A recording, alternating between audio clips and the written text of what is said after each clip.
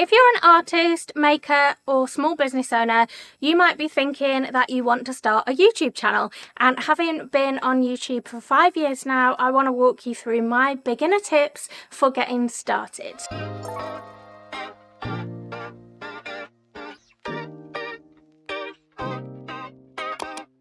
Hi everyone, my name is Emma and I run Sunshine Lane, which is a small business all about spreading positivity and encouraging self-care, and I actually started on YouTube 5 years ago. I create weekly studio vlogs where I share behind the scenes of running my small business, but when this channel actually started, it was in the pre-business phase where I had left my previous career and I was trying to figure out what I was going to do with the next phase of my life and recovering after a big period of burnout. And back in those days, the channel was called Plan, Inspire, Create before it evolved into what it is today. I actually did the reverse of a lot of people, which is I started purely on YouTube.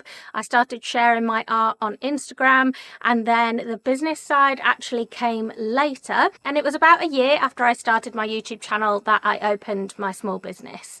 Now, if you saw my vlog a couple of weeks ago, I actually reacted to my first ever studio vlog and it was so much fun. But looking back at that footage made me realise just how far I've come since those early days. And it made me think about what I would like to know if I was that person in that position of just starting out on their YouTube journey. And I've had some requests since then to make that video, so here I am. Now you might be thinking you should be on YouTube.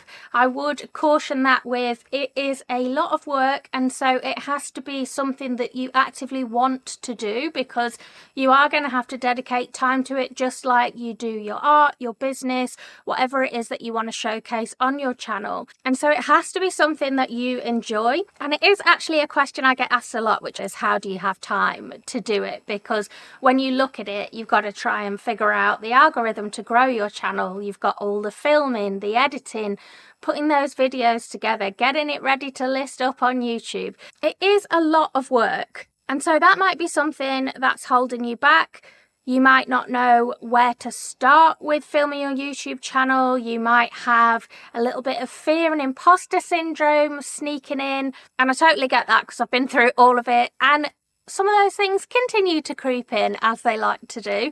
But the fact that I've managed to stay consistent with it for 5 years shows it is doable. So in this video, I want to share the absolute beginner tips, the things you need to know, the equipment you need, the mindset you want to get yourself in, all those things you need to know to get you off the ground and get your first video on YouTube. So first up in this video, I want to talk about what I think is the biggest pain point that stops people from starting. And you probably think it's like equipment, something like that, which we will get onto. But for me, I think it's more mindset based. If you're an artist or you're running a creative business, you're trying to be a creator, a marketer, a business owner, and now potentially a content creator and editor all at once. And it is exhausting. So step one is get rid of the idea that you have to have a YouTube channel, that you should have a YouTube channel. What is it about YouTube that draws you in? And this is going to help you figure out a bit of what you want your videos to look and feel like. What is your vibe for those videos going to be? And the easiest way to do this is to watch YouTube, which is amazing homework, I think. If you think to yourself, who are the creators that you keep going back to, or what makes you stop and watch a video, then what makes you stay on that video and keep giving that creator your time? Because time is precious and we haven't got a lot of it. So what are those things? And if you can start to make some little notes of those, you don't want to copy anyone else's vibe and what makes them them, but chances are the things you're consistently drawn to, if there are patterns across the board, it's because you resonate with that, and therefore your channel is probably going to naturally have a similar vibe. The way you speak, the way you create things, there could be all different things you resonate with.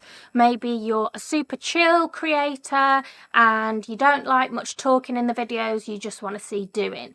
Or maybe you like lots of chatting behind the scenes. Maybe you like high energy and funny bits and kind of banter and outrageous content. Or maybe you're just a lot gentler and slower. So you'll start to figure out your vibe. But the most important thing is it has to be authentically you. You don't want to be thinking about putting on a persona when you're filming your YouTube videos. You're not trying to be like these other creators.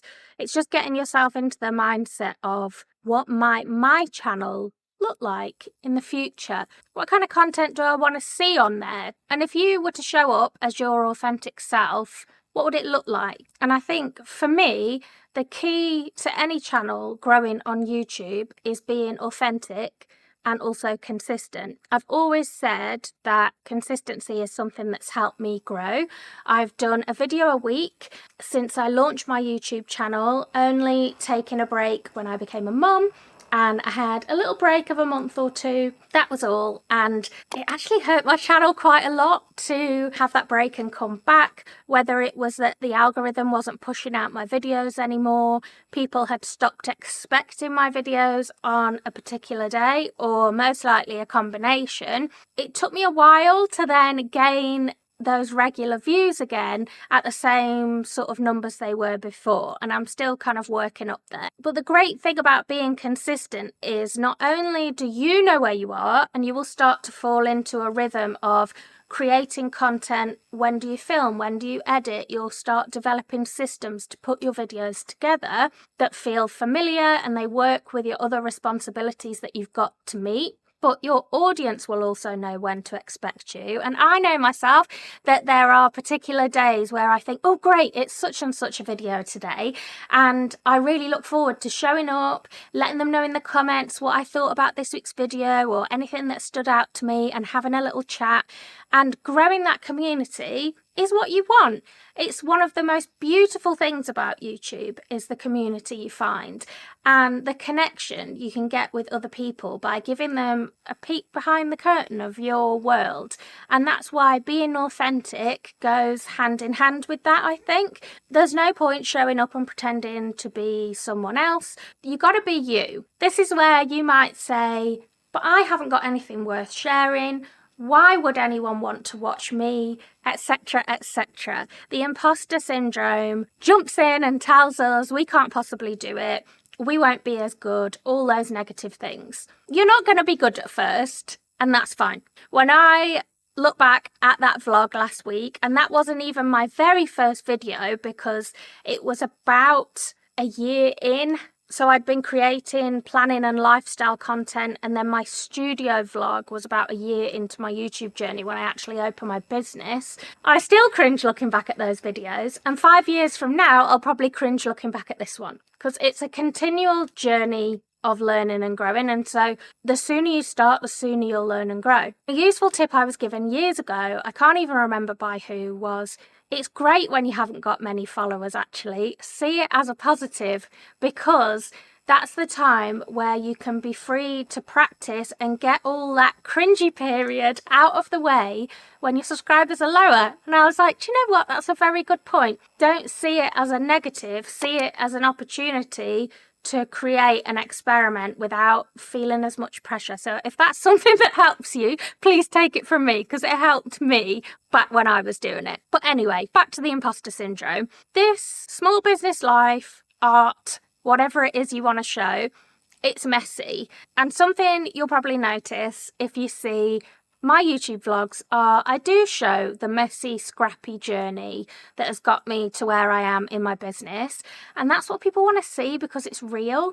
So don't let other people's polished, perfect looking existence throw you off sharing yours if yours is a bit messy, because chances are most people are going to relate to your messy version as opposed to the perfectly curated, Insta-worthy version that has probably got a lot of messy bits on the cutting room floor that haven't made it in. Your messy journey could well inspire someone else, or someone else could relate to you, and you could end up creating a fab connection with somebody that you wouldn't have otherwise done if you'd not shared that part of your story. So don't ever think that you're not polished enough or good enough, or whatever the adjective is that you're telling yourself you're not enough of. Don't let that hold you back, because everyone has got something worth sharing. Even if you're thinking, yeah, but there's 1,000,001 small business vloggers out there. That might be true, but they've not been through the journey you've been through. So everyone's got something unique to share. Okay, so I want to talk content and confidence, following on from that first section. And a question I've been asked in the past is people kind of get stumped and say, but how do you know what to film? Or should you film everything you're doing? And they're not quite sure when to stop and start the camera. Firstly, I would say it depends very much on what type of content you're creating. So it could be that you are doing educational content, so tips and tricks and tutorials like this one. That's sort of how I started. I did a lot more tutorials than anything else when I was showing kind of planning videos and things like that. Or it could be entertainment content, things more like your studio vlogs, lifestyle content, you're bringing someone along a journey, or it could be that they're a combination of the two, either within the same video or that you do a bit of each. And that will help you, as a starting point, think about what you need for your video. If you're doing a day in the life, you know you're going to film most of the things you do that day. If you're doing a tutorial, you know there are going to be a whole list of things you need to film that are the different steps showing what it is you're trying to teach or whatever points you're trying to get across. So not everyone scripts or plans out their videos depending on what type of video they are, but it might help you, especially in those beginning stages, just make a few bullet points of things you want to get across in that video and let that help you guide what you film. Another brilliant tip that I got early on, I asked a few creators if they had any tips on how to speed up their editing, because I found that editing my footage was taking me forever. Like, I could spend an entire day just editing a vlog. And I received the best tip, which was, don't try and film everything. So even though I just said if you're filming a day in the life, you're going to want to film most of your day, you don't want to film it all. Now, I know a lot of people that do week in the life vlogs every week. That sort of fills me with fear because I know that the editing would take me forever if I literally filmed it all. And I do sometimes do those videos. But what I tend to do is think about a particular theme or an event, a couple of key things that the video is going to be tailored around. So maybe I'm getting ready for a sale and there might be other jobs that I'm doing throughout that week, but broadly I'm just going to film the things related to the sale. And I might talk a bit about the other bits I did if they're relevant, but I might not. Otherwise, you're going to end up with a vlog which is hours long. The more you film, the more you have to sort through and edit. So try and keep to some sort of theme in your mind of what you want to include in this and what would be lovely in the vlog, but perhaps we're not even going to bother filming that bit. Now, that might be controversial because I know some people give the advice of film as much as you can because then you've got more to pick from, and that it's always better to have too much than too little. But I always go on the side of how hard do I want to make my future self's life here in terms of the editing and what I've got to sift through and try and make some sort of story out of. So if you can have that in your head up front and think, okay, this week I know I'm doing XYZ, I'm going to pick these two key things to film around. I can already start to picture in my head what the story of that is going to look like. It's going to make the whole process a lot more efficient and organised and stop you getting overwhelmed and panicking if you haven't picked up the camera at certain times, because it really doesn't matter. You don't have to capture every single thing. Now, another one I get is, do I have to show my face? And the answer is no. There's no one right way to share content online, and it's absolutely fine if you don't want to. And my personal story is that for the first 6 months or more, I didn't show my face. I think it's lovely if you can at least do a voiceover, because people connect with people, and sharing your story in your own voice is still a way that people can connect with you and they're getting that sense of connection with a person. You could absolutely not do that, but I personally think you might find it harder to really connect and grow an audience without one of those things. I started with just voiceovers, and after about 6 months, I felt more confident, and I had thought I might never show my face on YouTube. After about 6 months, I found that I was wanting to put myself out there and take that next step.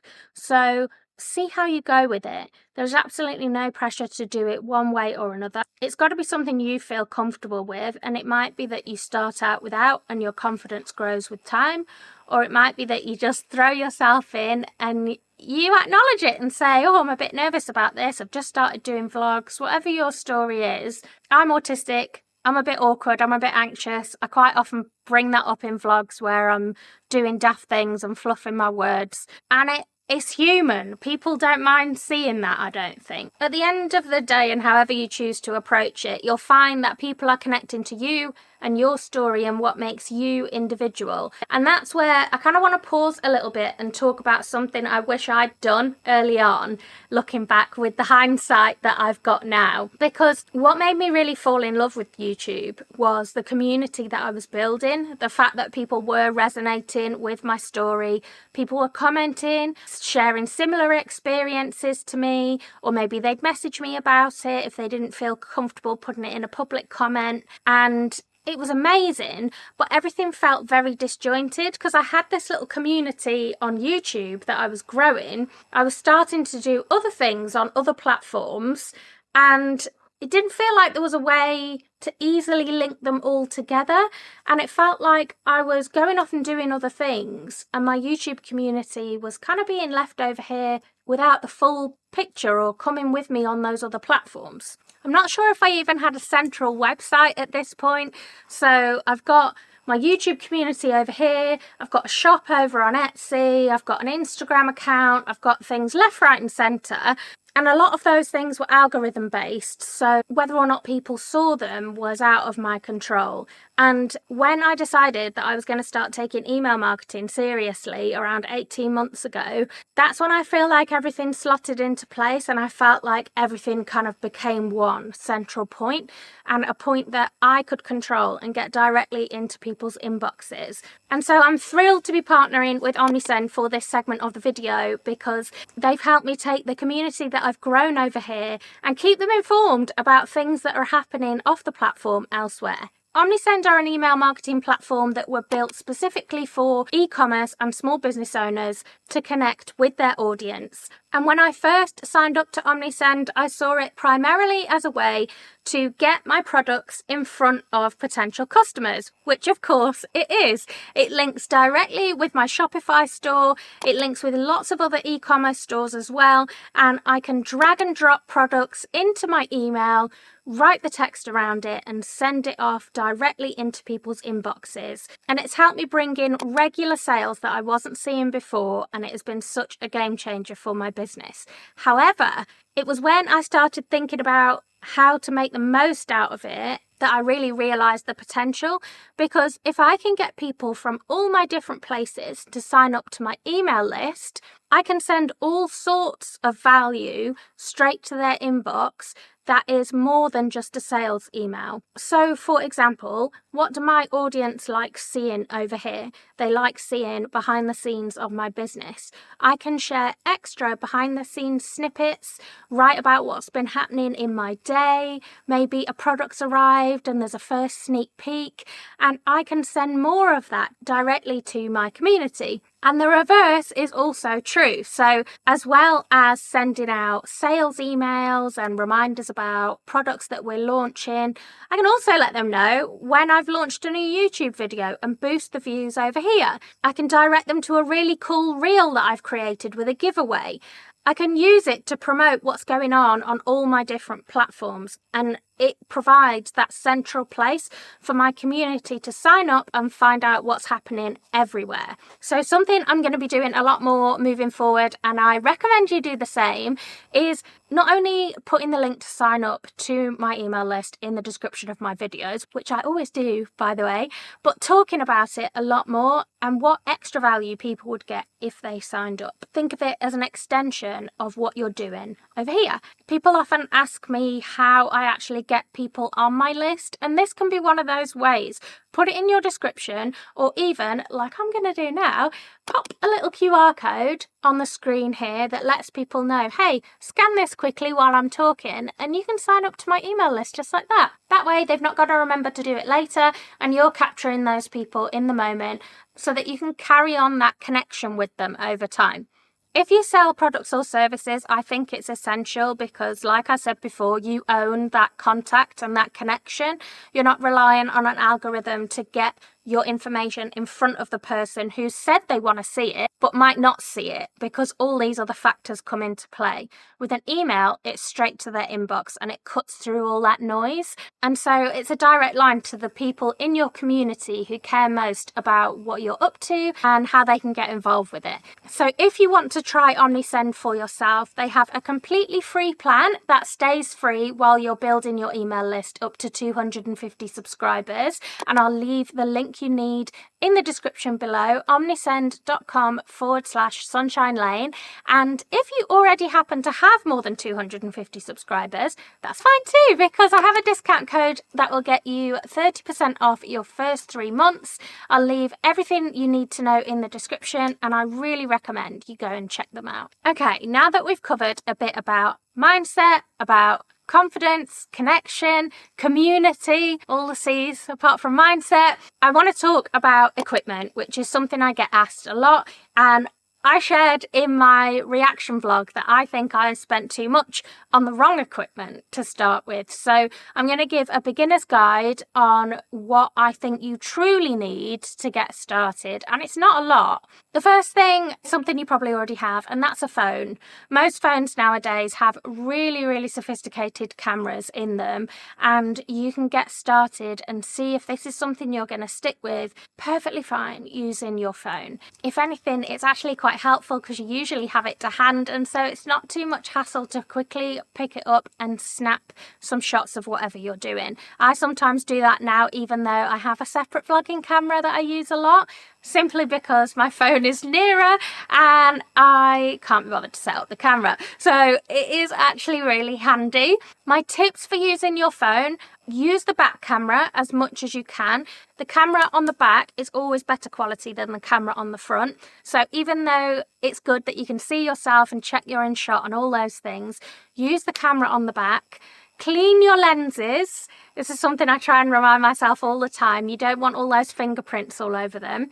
And if you happen to have an Apple Watch already, I'm not suggesting you need to buy one, but if you do have one, you can use your camera as a remote. I think it's called camera remote in the actual app list on the watch, and it will show you a preview of the shot from your phone's back camera, and you can press record right from your phone. So you can quickly just glance and make sure you're in the shot when you sit down and then click record. So that's an easy way to get around the fact that you can't necessarily see, if that makes sense.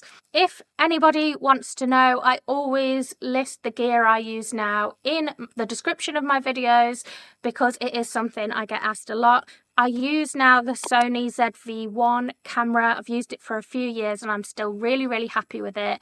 It's lightweight, it's easy to use, and it's great quality. I started with another camera that was actually really clunky and I really like this one. But if you're just starting out, I would recommend just start using your phone. I've been doing this 5 years, and so I've tried to invest back into it over time, but you absolutely don't need it to start. People want to see what you're up to, and I think they'll forgive a lot. Plus, phones are a lot better quality now than when I started on YouTube. The second thing is lighting, something which I was terrible at to begin with, and which is where I wish I'd put my money, but I don't think you need to buy anything expensive. Natural light is great. If you can buy some natural light, just try and make sure you've not got a big glaring bit of bright light and then loads of shadow. A cloudy day is best so that it diffuses the light a bit, or maybe you could put up like a bit of a voile curtain on the window. Do people know what that means? You know, like the sort of chiffony, voily fabric. People all know. And then if you have areas around you that tend to be more in shadow, experiment with popping a lamp in that corner of the room. It looks pretty in the background and it also balances out the light. So there's a lot you can do with simple things you have around the house. Something I invested in quite early on was a ring light. It cost me about £30 on Amazon, and it is behind my camera right now. It is still going to this day. You can get them really inexpensive, and I just move it around as I need it, and it means that I haven't got to rely on natural light coming in. Right now it's pitch black outside because I'm filming in the afternoon in winter, and if it is that it's a really harsh light coming through the window, just shut the curtains and use a ring light and you're golden. It's the best and cheapest investment I think you'll find for lighting. And then the next thing is tripods. Now, again, there's probably ways you can get around this. I've balanced my phone on all sorts when I started to get the shot I wanted, and I've still been known to just prop my phone up and record something now. It's easy, it does the job. But if you're an artist or a small business owner, you're probably going to want to film some top-down shots. It's a bit harder to balance your phone for those if you're illustrating, if you're packing orders, those sorts of things. And so a simple overhead tripod arm, mine cost about £10-15. Again, it's the one I started with really early, and it just clamps to the side of the desk and you can adjust the angle. I will leave everything linked in the description. That's going to make it a lot easier for you to get those shots. You can also clamp it to things and prop it up and change the angle to just film you talking. You can use it for loads of different things and just have that one tripod. I do also have a floor tripod, which was a lightweight, inexpensive one that I'll leave in the description, as well as a little desktop one that I sometimes take out with me. All of them were very cheap and inexpensive, but I would say if you're going to get one, perhaps get the overhead arm, because that's the most difficult to try and get the shot another way by balancing it or propping it. And lastly is sound. My sound was dreadful on that video that I watched back. And first and foremost, I would just say, try and be somewhere quiet. It could be that you keep headphones in that will pick up the sound if you're recording on your phone. Maybe that will make it a little bit clearer if you don't want to invest in an external microphone because you're just starting out. I have 2 external microphones that I use now that I will share because people are likely to ask, but again, I think you can get away with not using them at first. The first one is the Rode Video Micro that clips on the top of my camera. I've only ever used this with my camera. I don't know if you can use it with a phone, and so I leave it attached to my camera at all times and then it's ready to just pick up and go. The other one I use is the Rode Wireless Me, M-E. Don't know how you're supposed to say it. And the reason I wanted to get some sort of clip-on mic eventually was because I was noticing that as I was moving around the studio to show you things, because those were the types of videos I was recording, my sound would get louder and quieter depending on where I was, which way I was facing, how close I was to the camera, those sorts of things. And so to invest a little later down the line, I got the wireless one, and that's probably only in the last year or so. I managed perfectly fine up until then. So if you're watching this and you're looking to invest in something a bit more, I would recommend both of those. I've been happy with both of those, and Rode is such a well-known go-to brand for content creators. But like I said, using your iPhone mic, just try and make sure that the background conditions are as quiet and clear as possible so it can pick up just your voice. But please don't think you need to invest in everything all at once. Like I said, I've invested in equipment for my channel over time. I still haven't spent the world on things. That's the bulk of what I mostly use, and I think as long as people can see and hear you and the footage is reasonably stable, it's not all over the place, making people feel motion sick, they're going to forgive some of those things because they want to hear what you've got to say. The content is what matters most. Now, the next section of things I want to talk about is editing, and then a bit about monetization. Now, editing is, I think, the thing that can scare people and put them off because they think it's going to be really technical and complicated. Don't let it put you off. It's not as difficult as you might think. With all the things you've probably already taught yourself in the world of growing your business, it's just another thing that eventually you'll realise, oh yeah, I can do that now. In terms of software, I would recommend DaVinci Resolve. It's a professional editing tool that is reasonably easy to use, and it's completely free. So it has actually a lot of functions for a free piece of software, most of which I don't even touch because I want to keep my life as simple as possible. So if you look at it and panic and think, oh my goodness, I don't know what all this does, you don't need to. Just learn the bits you want to know and leave the rest alone. But it has got some more sophisticated options like noise reduction tools and things like that you can use on their free version, which is really handy. So I would recommend you use that from the beginning, because if you want to get a bit more advanced later down the line, you've not got to learn a more advanced piece of software. You've just got to evolve what you already know within DaVinci Resolve, if that makes sense. I am going to do a whole video on how I film and edit my videos, because it's something that has been requested and that I think, to do it justice, would need its own video, a bit more of a tutorial. But I tend to have quite a simple workflow for editing my videos. First, I edit all the spoken bits and I cut out all the fluff and the mistakes and the pauses where I'm trying to figure out what to say next and I've lost my train of thought. Then I piece it all together with the footage of all my doing or any extra bit of footage that I want to include. So I've got a rough cut from start to finish. Then before I chop it all up too much, I do any tweaks to the lighting. If things aren't quite as bright as I'd like, or I want to bring the colours up a bit, just a few simple tweaks. Like I said, I'll break it all down in my editing video. And then at the end, I add in all the fun bits like music, any text overlays, any sound effects, any other bits of footage that I want to put over the top of me talking, those kind of things. And so that's kind of my standard approach to how I would edit a YouTube video. For any text overlays, I use Canva most of the time. You can use titles in DaVinci, but I like that with Canva you can easily do it in your own fonts and colours and things, and I just find it easier to do it that way. And for my music, I use Epidemic Sound. I will also leave them linked in the description. I think music's really important because depending what music you put behind sections of your video, it really set the tone. It can evoke different emotions, whether you have a really calm piece of music versus more of a frantic piece of music. If you're in a rush and you've got loads of things to do, then people are kind of getting that sense of a busy paced day. And you can get all your sound effects on Epidemic Sound too. You have to be really careful with music that you use copyright free music. You don't want to have your video copyright claimed because you've used music someone else owns.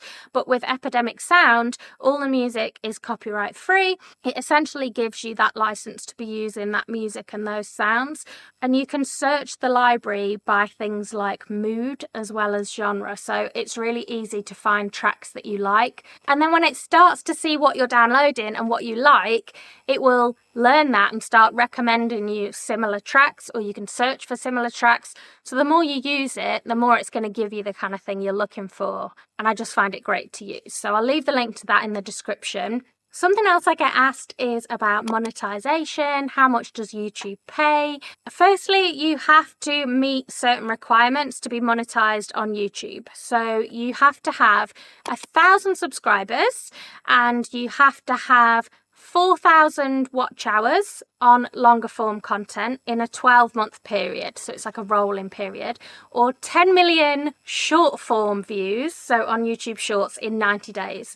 Now, I think I'd be going for the 4,000 watch hours. Obviously, YouTube Shorts didn't exist back when I got monetized on YouTube. And so getting to that point isn't probably going to be an overnight thing. It took me about a year to reach that point. And once you do, it means that you will start to earn small amounts of money when people watch the adverts that are at the beginning, middle and end of your videos. Or if people have YouTube Premium and they don't get adverts, then you get a little bit per viewer of those people, if that makes sense. It doesn't pay out loads unless you're getting loads and loads of mega views. However, if you're creating the content anyway, then it is an extra little trickle of money that perhaps you reinvest into equipment for your channel, or it just helps out your business in general that you wouldn't have otherwise have been getting. So I wouldn't bank on that being this great huge revenue source. However, it could be an additional revenue stream further down the line. And then there is obviously the opportunity for brand partnerships, sponsorships, that kind of thing later down the line. And I'm thinking about doing a separate video on what I've learned about that as well. So if that would be useful, let me know in the comments. But my absolute tip on that would be, if you focus on value, then those numbers will follow, because people are going to be enjoying your content and they're going to want to watch more. And obviously the more videos you have over time, the more videos available at any point for people to go and watch, and to keep increasing those numbers. So the more videos you make, it's easier to achieve. Okay, so here are my final non-negotiable pieces of advice. The first thing is, when you're starting out, don't be put off by low views. We all start somewhere. We're all growing. I still look at other creators now and think, they started after me and they've got loads more subscribers than me, and what am I doing wrong? And the negative voices come in and all those things. Don't be put off by it. I love creating videos for YouTube, and it's why I've stayed consistent and stuck with it. And if we go right back to the beginning of this video of why it is you want to create for YouTube and why it is you like creating in general, focus on that. That's what matters. And what I love now is I have documented this 5-year journey of learning and growing. And when I look back at that video a couple of weeks ago, it filled me with so much joy to realise how far I'd come since that point, without even really realising, because it's all little steps over time that we don't recognise. To be able to have documented that journey, and then for people to want to watch and come along with me, means so much. Which brings me to my other point. Don't be put off by worrying what other people will think. I've got a handful of negative comments over the years, and they've not even really been that bad. And that's in 5 years. And do I lose any sleep about those? Not really. I just kind of brushed them off once I got over being a little bit irritated, because that's just my character. But it does pale in comparison to the amount of positive, supportive comments that I've got from people over the years. People saying thank you for a tip or for sharing my story. People cheering me along and saying they just wanted to drop in and say how much they like watching and they're so glad that I share. They really enjoy it each week. And I think when you're making those connections with people, that's what really matters. It matters to them and it matters to me. And those are my highs over the numbers and those kind of things. When I get those comments and messages, it really does mean a lot to me, and it gives me that motivation to carry on creating week on week. So I'm hoping you're now ready to film.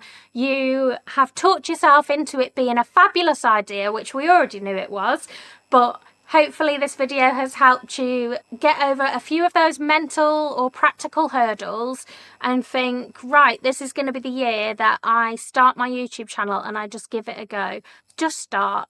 The worst that can happen is you decide it's not for you, but it might be something you fall in love with doing and creating each week. And I really hope that is the case. If you have any other questions or any other topics related to this that you want me to cover, please leave a comment for me in the comments box below, and I will make sure I get back to you about it or put it on my list for filming. Please like this video if you've enjoyed it and subscribe so you don't miss any of my behind the scenes videos or my upcoming tips and tricks videos, or the big list of ones I've already done that are all about growing a small business and showing up online.